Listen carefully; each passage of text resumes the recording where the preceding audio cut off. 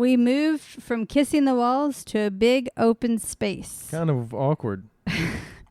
Quite literally, we have rolled into our house in Venice, Florida, and want to share some thoughts and musings on why walls might be helpful and how to bring more gratitude and awareness into your home. Mama says namaste. Mama says namaste. Making a family can be easy and fun. Oh yeah, but raising a family can be a whole different story. From spouses to kids to the crazy daily grind, life often directs us away from connection and more into reactive chaos. If you're tired of that cycle and are seeking something beyond the picket fence blues, this is the show for you. I'm Ashley. And I'm Nathan. And we're here to take you from chaos to clarity by bringing awareness and intention into your home, not waiting for one day, and highlighting how the uniqueness in each of us strengthens all of us. Take a deep breath in and let's start a brand new day. With Mama says namaste. This week has been a week already, and we're only at Wednesday. Ashley? What happened? Oh, this is the I guess yesterday we landed in Venice, Florida, back at our stationary house here after spending the past 3 months volunteering at Bahia Honda State Park down in the Florida Keys. Yes, and it has been an amazing quarter. We've had a lot of fun down there. And it's always fun to come back and see what's changed. Oh, yeah. I mean, we've talked a lot about how we believe that life is full of seasons. You know, it's not just our nature and environment that changes with seasons, but we as humans do in the seasons of growth and understanding that we have, and in different just phases of life.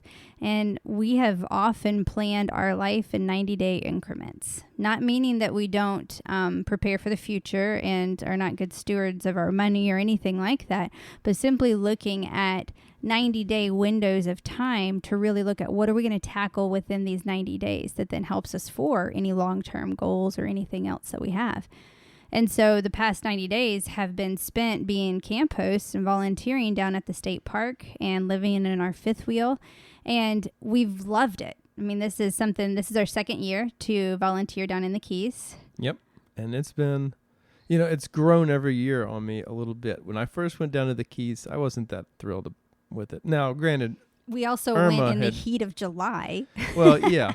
We were down in the Florida Keys, and our first weekend to do Bahia Honda was 4th of July weekend. And boy, was it a weekend. That was a baptism, looking back on it. Yeah. By fire. Yeah, baptism by fire. But, we made the best of it. And I think this year was a lot better. I enjoyed year over year. It was nice.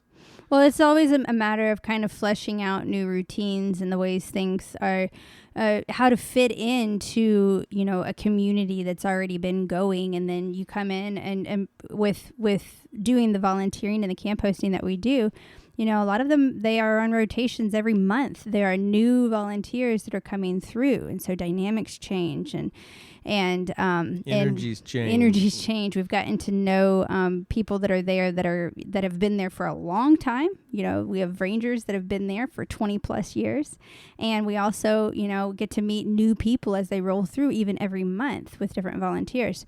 So we've had a beautiful season down there again, and we're excited about making the same thing happen next year and going back down there next September through November. But as we were coming back, it just is always those times, anytime we're looking at transition, we kind of start reflecting back and looking at what we're grateful for. I mean, during times of change is often a time of a lot of added stress. And so those are times that we get obnoxiously intentional about gratitude. Change is just like the easiest thing to do in the world. Right. Especially for me. I love change. It's one of my favorite breakfasts. Breakfast cereal, change. Yeah. We know that on travel day is the day that we give Daddy lots of space and latitude, and we We just You think I'm different on travel days than on regular days? just a little. Just a little? You're a bit focused. Yeah. Focus. That's the sweetest way of calling somebody a jerk I've ever heard. Oh, not a jerk. Just very focused. You Yeah. have gotten much, much better over the years as well. Well, it is scary. I don't like driving around with 13,000 pounds attached to my bumper and my whole family in the front. All right. Well, let's get into some of the shifts that happen, though. I mean, we've titled this "Kissing the Walls." Yeah, what's that about? Tell me. Whose walls have you been kissing? Simple boundaries, simple gratitude. Well, I was brewing on this last night as I tossed and turned in a new bed because I was hearing foreign sounds that I wasn't used to over the past 3 months. Yeah. So I was sitting there thinking about how in Luna, which is our fifth wheel that we've been living in Luna, our bed is a queen bed and it's tucked into a slide. So if you don't know what I'm talking about, in RVs, they have the portions that slide out. So when you see them set up, they're expanded out, but when they're driving down the road, they're slid in and they are all closed into a big rectangle. So our back slide is where our bed is. And so it's literally the width of a queen size or full size bed. Queen. It is a queen. Okay. Queen size bed. It seems really small. That's because you lay in the middle Or on the far end. It's Exactly. really two speeds with you. right. I don't particularly like to lay on my side of the bed. It tends to either be the middle of the bed, purely out of, 'Cause you love me. sacrifice for giving you warmth, Right. really. I appreciate it. Or I am like pressed up against the wall. And so there are times when we are in our RV that I literally wake up and I can kiss the wall. I don't have to move an inch. My lips are that close to literally kissing the wall. And I started thinking about all of these things that we have in close proximity. The just the reduction of the unnecessary when we get into the fifth wheel, because we literally have to. We're small. We can't cram as much as we do in our bigger houses. That being said, Boy, we try. we do. But we really, like, when we do move into our fifth wheel, we have to be pretty strategic. And so when we're reducing our clutter down, and not just in what things we bring in, but what energy we bring into it as Right. well. And so we have conversations about how are we going to make this work living in tight quarters. How will this be used and how much? Yeah. What's What- its value to me on the full duration of the trip? Because you can bring a lot of stuff and realize, oh man, I only touched 20% of this. Mm-hmm. Like what did I haul all the way down the Keys and back and we didn't really touch it? The little tennis game that everybody plays. Oh, pickleball. Pickleball. I bought a pickleball set. Never used it once. We have still not used it. That was probably... We will. You and I are not- going to play pickleball We are now. playing pickleball now.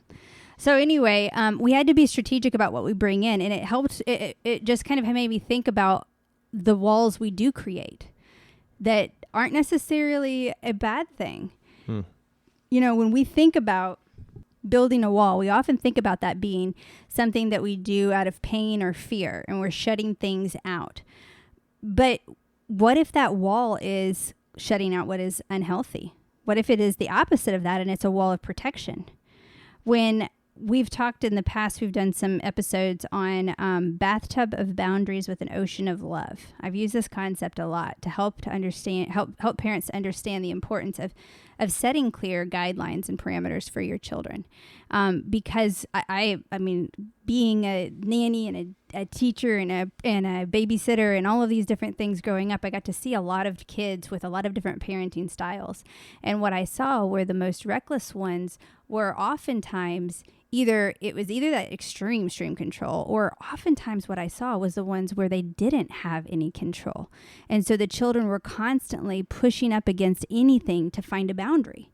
And so they would go to the extremes of acting out to see when is enough? Where is my enough line? And so with this idea of bathtub of boundaries and ocean of love, what I talk about there is you've got a little toddler and you stick that toddler in a bathtub and they can play to their heart's content. They love it. They splash around. They have freedom to explore, to create and play with bubbles or whatever else. Well, you take that same toddler and you throw them into the ocean with no idea of the depth or how far away land is, and you throw them in. That can be a terrifying experience of not knowing where the limit is. There's no freedom to play. It's just survival. And so in the same thing, we want to set some clear boundaries. And so when we go into our RV, we set up walls, boundaries around the way things are treated, because it's an RV and everything is made. These doors are different. Yeah, and everything is super flimsy and fragile. We set up boundaries around our campsite. We lived as camp hosts for 3 months. And for us, this was our life. For the people that were coming through the park, this was their vacation. Yeah. And you would have kids that would be coming in here, parents full on vacation mode, kids full on vacation mode, and they're at our doorstep at 7 a.m. ready to play Legos, and their parents are ready to ignore them for the day while we watch them. Hey. We have to set some boundaries. And we did. We did. We went out there and okay, that was actually a real life example. And I walked out to these sweet little kids who showed up at 7 o'clock on our doorstep. And I let them know that, hey, we do school because we live down here and we're doing school in the morning. If you want to just know at 10 o'clock is when we are open for play. So you may come back here at 10 o'clock. And they went right home. And boy, at exactly 10 on the nose, they were back. Yeah, but their parents were wondering, why do y'all want to know about 10 o'clock so bad? Yeah. So we set some boundaries around it so that it is enjoyable and not stressful for us. We set some boundaries around what's okay and what's not okay. I mean, we have to allow for space. Sometimes it's saying, hey, 10 minutes of silence. There is no space to get away from the talking in this house. Yeah, we need to have a break. Need a little break. And, those walls are actually, they allow you to experience, new situations in life that you really wouldn't normally experience, because you kind of have that. In our house, the talking is like kind of like the television on all the time. And so when you say, okay, let's just take a break, just shut the TV off for, 10, 15 minutes, not the end of the world. No music, no more music playing. No nothing, just 10 or 15 minutes. And it can really give your soul an opportunity to breathe. Right. We create the bubbles of worlds we live in that will then create our safety and security, and that allows us to recharge. So when we wall off, quote unquote, our homes as a sanctuary, not as a hideout escape from the reality of the world, but more as our sanctuary of peace. I mean, my mom wrote a book, Creating a Haven of Peace in a Broken World. If we can create that haven of peace, then that gives us the space to fully expand with the good from within our walls, and that allows us to make a better impact beyond it. So we want to address what we reinforce. We are going to reinforce how we're treated by what we allow in our lives and how we treat others. So if we want to move toward gratitude, awareness, and kindness, we need to live it in our own lives and reinforce it by the people we surround ourselves with on a daily basis. They have an impact.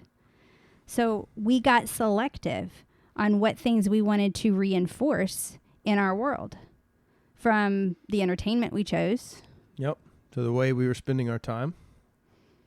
We paid attention to what relationships we would pour into versus what relationships we could just appreciate as an acquaintance or a learning lesson of walking through and moving on. Well, not everybody has to be your best friend in the world. Relationships can have varying degrees of value to you, and that's it's okay. To have kind of a surface relationship with some folks that just are kind of would send you down another path that wouldn't be very fun, or that might frustrate others, versus, really investing in time where you become alive with somebody versus being reclusive. And we pay attention to what relationships do build us up and bring us joy and are mutually reciprocal. That is a mutual give and take for both sides of the relationship. And when we find those with little kids, with people we meet, with adults that we meet, with anybody that we come across, then we look at, okay, these are things we want to nurture and foster. And if we don't, that's okay. We don't have to force everybody to be that for us. There are lots and lots of people in this world. And we're quick to say, one of our boundaries, we don't tolerate bullies. I don't care what age you are or anything. That's not something that is tolerated. And if that's going to be their way to reach out to us or to get attention from us, then that's a quick move on. It is not worth the time and the energy. I'm not going to go convert them or anything else. I can be very clear on what's not accepted in our lives, what we don't accept, and we move on. And I saw our kids do that, and I saw our kids stand up in front of other kids and say, that's not kind. I'm not going to be a part of this, and walk out. And it changed the energy of the whole group. Mm-hmm. Yeah. It's a beautiful thing to set clear boundaries. It's a beautiful thing to teach our children. It not only helps to bring more joy and light in your life, it reinforces how others are going to treat you. And when you start to communicate how to best interact with you, you get a much better interaction overall. Yeah, I mean, when we were at camp host, one of the youngest of the cohorts that would come and visit us, he was 3 or 4, pretty small. But even at that age, he's going to test and push, and especially with men, it seems, or maybe it's just me, I don't know. But some little boys will want to smack you or hit you in the face, or just kind of do the laugh and just see what the reaction is. And I always stop them and tell them, hey, that's not how I accept a hello or any kind of love or affection. If that's what you're trying to do, if you're trying to be mean, I don't like that either. Mm-hmm. But if you want to connect with me, here's how you can do it. You can pat me here, or you can give me a hug, or you can say, hey, Nathan, we give a high five or a fist bump. That's a great way to connect with me and communicate. It's amazing how they'll when you can just clearly lay out an example, okay. Then it's okay. Yeah. I mean, they'll feel a little awkward because they don't know. Usually they haven't been spoken to in that way. Right. Nobody's shown them this is how you love me. But that gives them permission and exposure to do that with others. That's right. The more you clearly communicate and voice your needs, the more that sets an example for your children to do the same, and to be able to speak up for themselves and to draw clear boundaries. I mean, I'm very aware of the fact that we're raising 3 beautiful girls, and it's very important to both of us that they have a voice to speak up for what is okay and not okay in their world, and for how they will be treated in this world. And the best way that they do that is by living that way themselves. And that goes to our family vision. We looked at what we wanted to allow and how would we find those joy sparks to keep recharged and revitalized. And so we wanted to see, what things are not going to distract us from that family vision. And our family vision is explore, respect, listen, connect, learn, and love. It's 6 words. It's super simple. We wanted it so simple that we had no excuses to not remember this. And that has become our vision, mission, motto that we live by. And so as we're looking into what we put into our bodies, our food and mindset, we're looking at whether it affirms that mission, respecting our body, really being connected to our body, loving our bodies.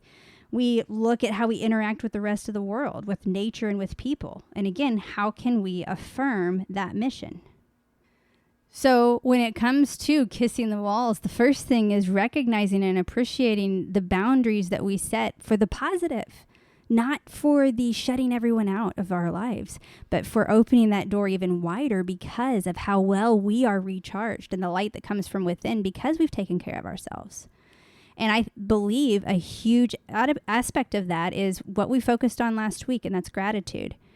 And I shared last week a little bit about the Native American history and stories that come along with Thanksgiving. And while we recognize that was a day of mourning for a lot of Native Americans, and there is a lot of negativity around the history, there is also beauty in the idea of Thanksgiving that goes way beyond just one day for the Native American people.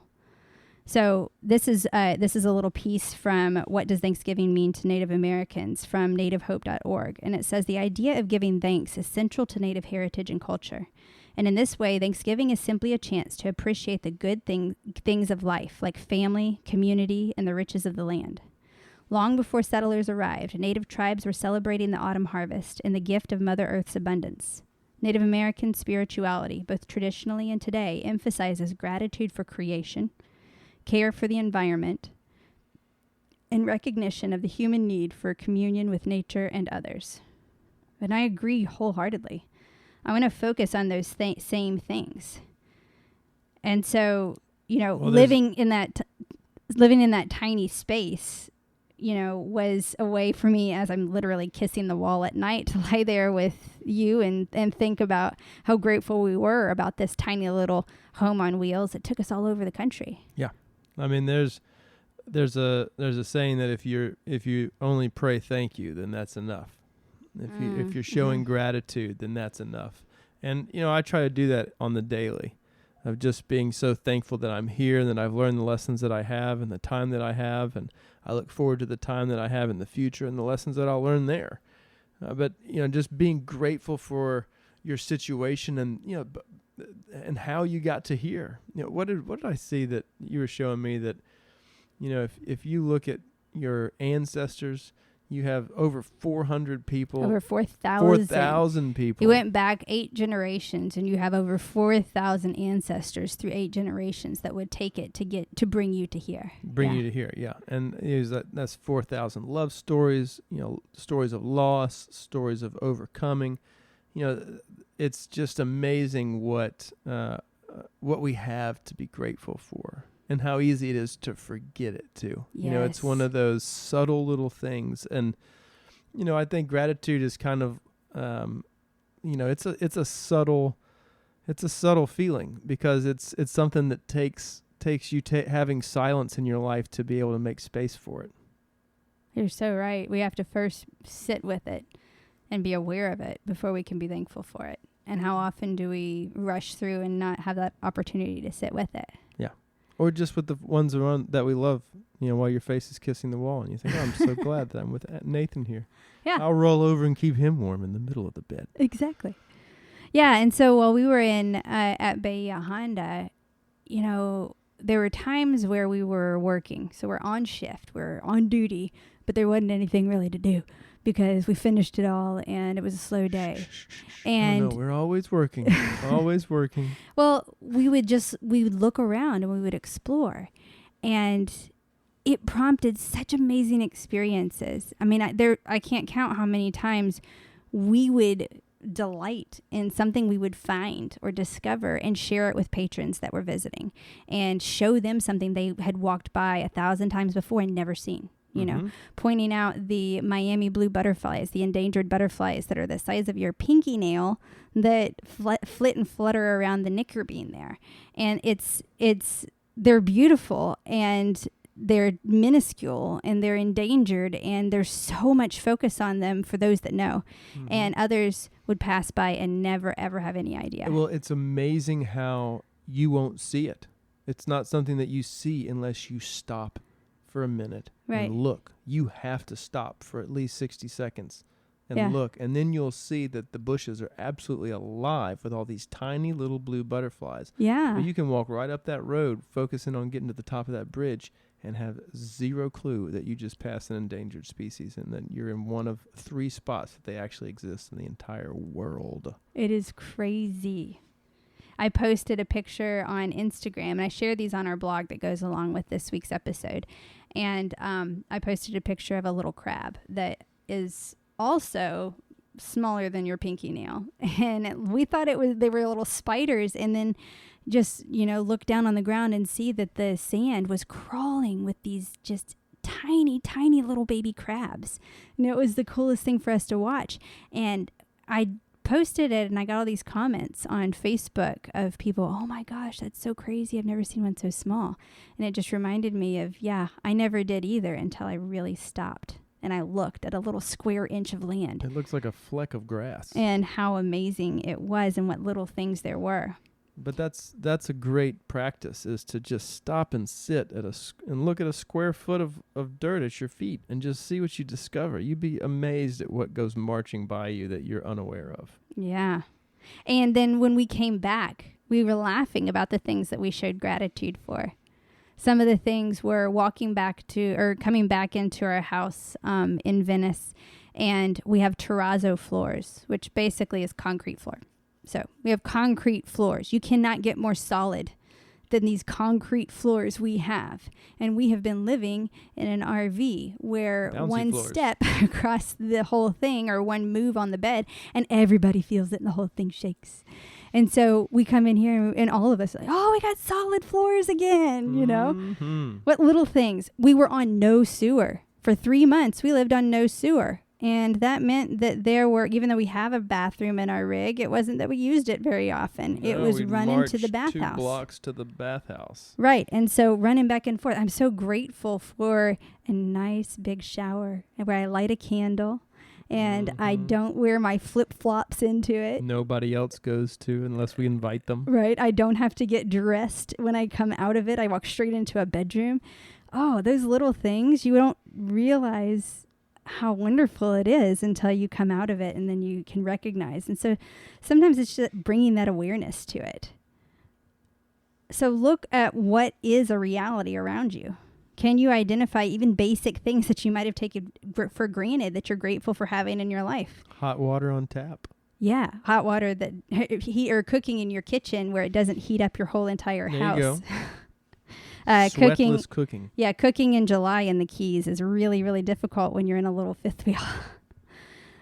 Yeah, maybe it's actually having internet to be reading this blog post or listening to the podcast, because I know that was something that I had to navigate as a bit of a stressor when I had storms down in the Keys, and it was a challenge for me. It makes me appreciate fast internet a lot more when I have it. So this week, our challenge is to kiss the walls, so to speak. Pay attention to the walls you build around you. Are they to shut people out in anger and pain? Or are they to reinforce the person you want to be and the life you want to live? Pay attention to what you get intimate with. Kiss the world with your awareness and gratitude versus snuggling up with drama and toxicity. As you explore how setting boundaries and noticing what is expands your world, make it a point to express that gratitude for all that's going right with your life. Pay attention to those little interactions. Take a moment for some awareness.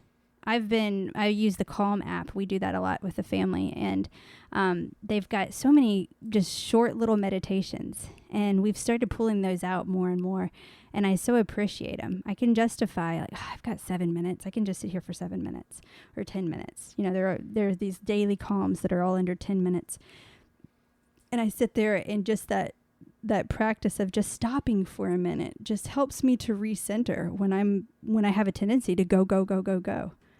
So look at how you center yourself, how you stop and allow yourself to be present in the moment multiple times throughout the day, so that your days don't just get lived while you're surviving. Yeah. You know, how do you truly live it? Surviving through the week to the weekend.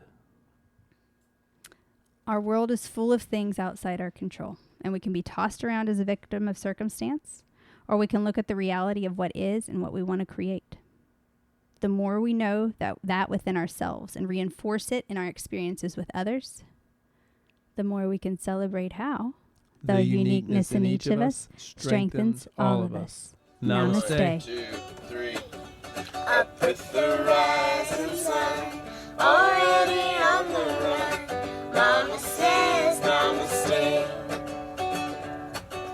Life is a tangled mess, and you don't have to stress. Mama says namaste. 'Cause today I will stand up and be